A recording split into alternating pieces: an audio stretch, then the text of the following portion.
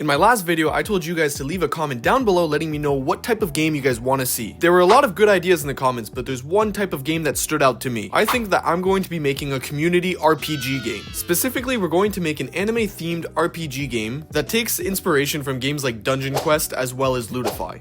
I won't be able to complete this project without you guys, so please leave comments down below saying your ideas and what types of things that you guys want to see in this game. For those of you that don't know, the first game I've ever made on Roblox is actually a game called Super Saga, which was a futuristic RPG platform. Now, I never actually ended up finishing this game, but there's actually a lot of things that I can recycle and reuse for the game that I'm going to be working on now. So that means that I'm going to probably be doing a more futuristic anime type feel, and for those of you that actually watch anime, it could be comparable to Neo Genesis or even something like Sword Art Online. I'm going to need your guys' feedback to know exactly what you guys want as a core game loop, but what I'm thinking is more of the Dungeon Quest vibe, where you're going to have your main hub where you're able to buy, sell armor, as well as upgrade your stuff. Then you go and clear dungeons where you're able to get new weapons as well as level up your character. This would also allow me to add things like dungeon bosses as well as endless dungeons to the game. I feel like this creates a tighter game loop, which also allows you to have a lot of replayability. That being said, I'm not completely against the whole MMO RPG vibe where you're more completing quests and then more of a linear progression.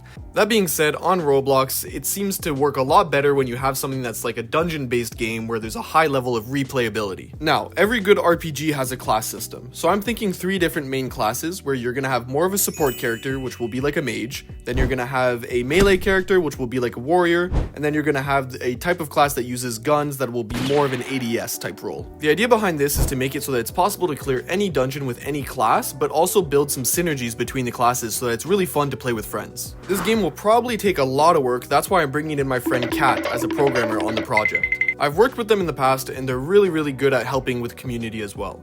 But I will also be needing an artist, so if you have any past history of making anime type games or anime type assets, leave a comment down below or message me directly on Discord. So now let's get into actually making the game itself, but before doing that, you need to get yourself organized. So that's why I personally use Trello to then organize all my tasks and all my ideas into one place. This also helps me stay motivated because as devs, I'm sure that a lot of you also know how hard it is to actually complete a game. So as you go, seeing that you're knocking off tasks off the to-do list really helps you keep motivated, and it's really satisfying to see the progression. So the game can kind of be broken down into 3 main things. The first one is the dungeons themselves, the second is the combat and movement system, and then the third is the progression. So the first thing I want to tackle is actually the movement and the combat itself, because it doesn't really matter if the dungeons are good or not, and it doesn't matter if the progression is good or not if the combat just feels like crap. I would really like the combat to feel Souls-like-y, but then higher pace with nice combos as well as beautiful animations. So I might also be needing an animator, so if any of you guys that are watching are animators, please reach out to me because I might need your help. But I just finished fleshing out the movement system, so what we're probably going to do is going to have a shift to sprint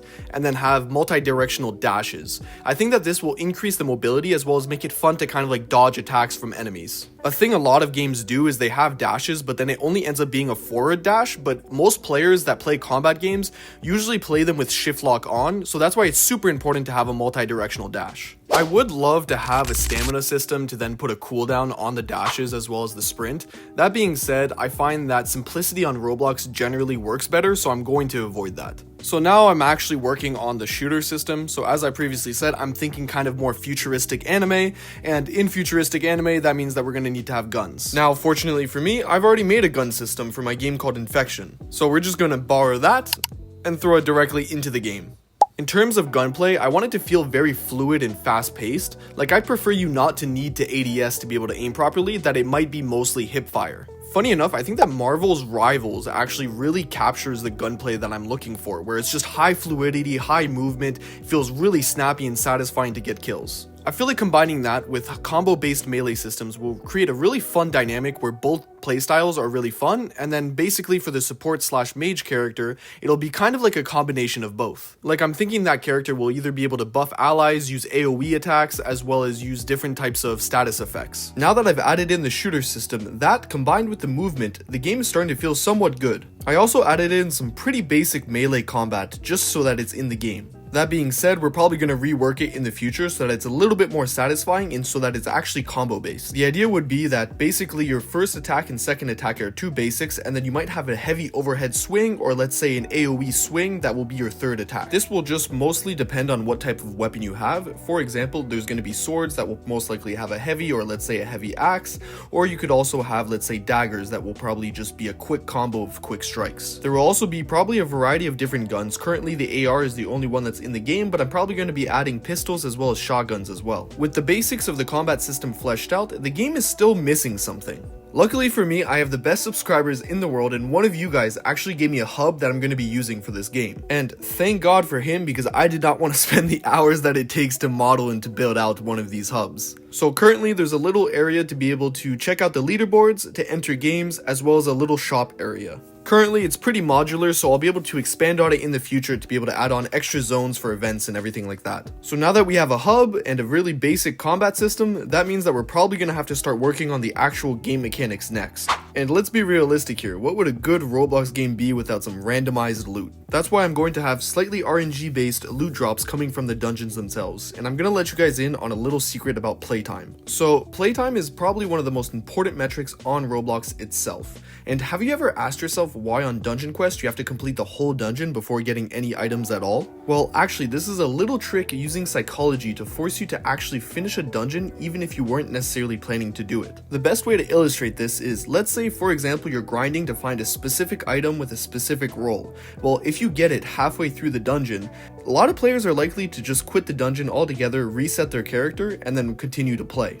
But doing so actually hurts your metrics. So you want to kind of incentivize players to complete the whole game loop until the very end to be able to maximize player playtime. Another way of doing this is by only giving the good items at the end from the boss drop, and then giving smaller items such as coins and XP from normal mobs.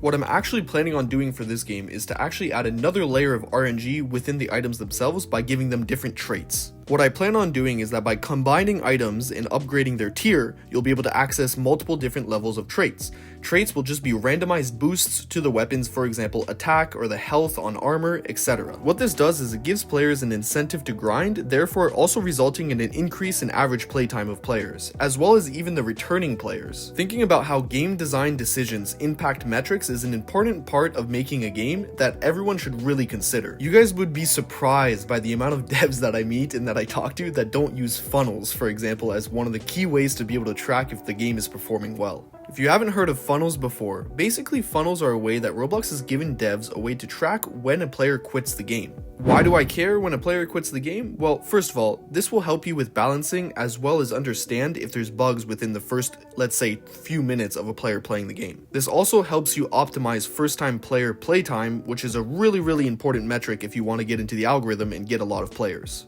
Funnels will also allow you to track the difficulty of the game. For example, let's say I could put different funnels on different dungeons and track the percentage of players that actually complete the dungeon. Mastering and understanding analytics is a big part of succeeding on Roblox. That being said, I think that's it for this video, so don't forget to subscribe and leave a like. Also, don't forget to comment and let me know what you guys want to see in the next video. Thank you very much for watching, and catch you guys next time.